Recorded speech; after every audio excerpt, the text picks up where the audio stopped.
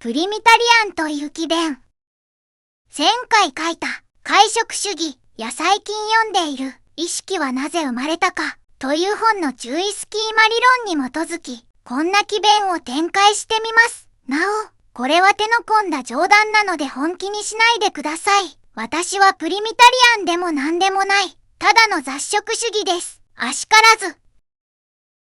プリミタリアン食事論。意識に基づく新しい食事倫理。意識の階層構造と痛覚、痛みの区別。現代の食事倫理を根本から見直すため、まず意識の階層構造を明確にする必要がある。脊椎動物の死骸は原始的意識の基盤となり、鳥類、哺乳類の大脳皮質、和より工事の意識と潜在的注意を発達させているが、無脊椎動物や植物はそもそも意識を持たない存在である。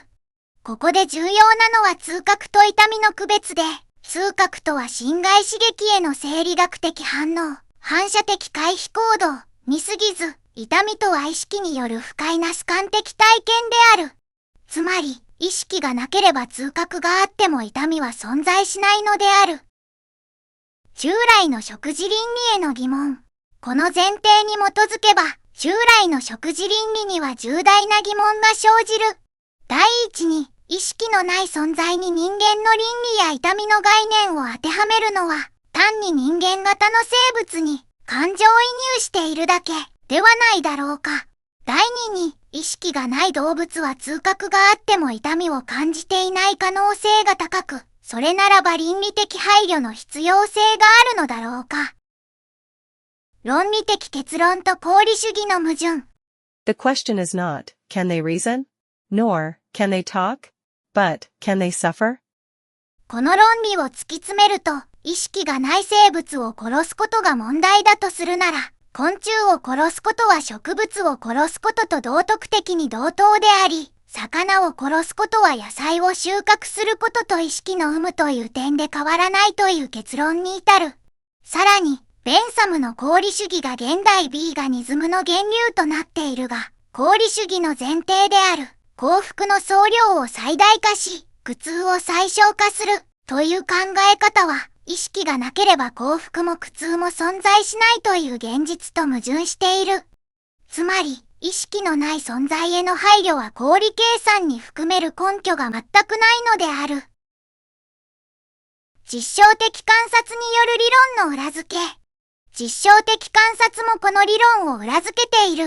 例えば、カブトムシはカラスに腹部を食べられても動き続けるが、人間なら激痛でショック死するような状況でも平然と行動することは、痛みという主観的体験が存在しない証拠である。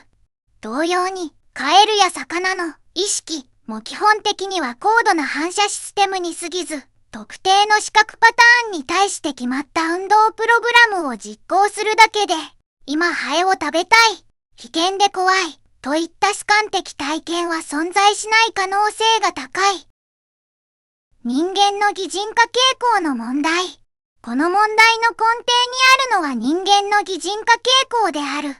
人間は石や海、山に感情を投影し、植物に生命を感じ、虫や魚に痛みを投影するが、これらはすべて同じ擬人化の現象である。石、海については誰も本気で意識があるとは思わず、植物については生きてると言いながら切り花を飼い、昆虫、魚については痛がってると言いながらも実際には擬人化に過ぎず、真に意識的体験を持つ可能性があるのは哺乳類、鳥類だけである。問題は、レベル1、3は意識の有無という点で本質的に同じなのに、道徳的扱いが異なることである。プリミタリアンという新しい食事スタイル。そこで提案するのが、プリミタリアンという新しい食事スタイルである。これは意識を持たない、または原始的意識レベルの生物のみを食べる食事法で、具体的には無脊椎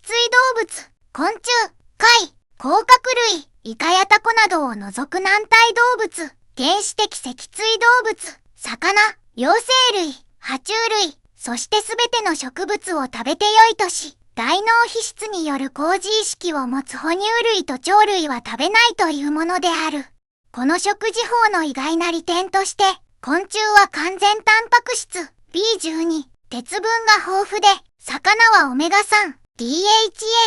EPA が完璧。貝類は亜鉛、鉄分、B12 の宝庫であるため、結果的にビーガンより栄養不足になりにくいという栄養面での優秀さがある。革新的主張と社会への問いかけ。この理論の革新的主張は、虫や魚を食べることが本質的に野菜を食べることと意識の有無という点において大差ないということである。現代の食事倫理の多くは科学的根拠よりも感情や文化的慣習に基づいており、真に論理的、科学的な食事倫理を追求するなら、プリミタリアンが最も合理的である。社会への問いかけとして、虫に共感するなら、なぜ石に共感しないのか？どちらも意識がないのに、という疑問を投げかけることができる。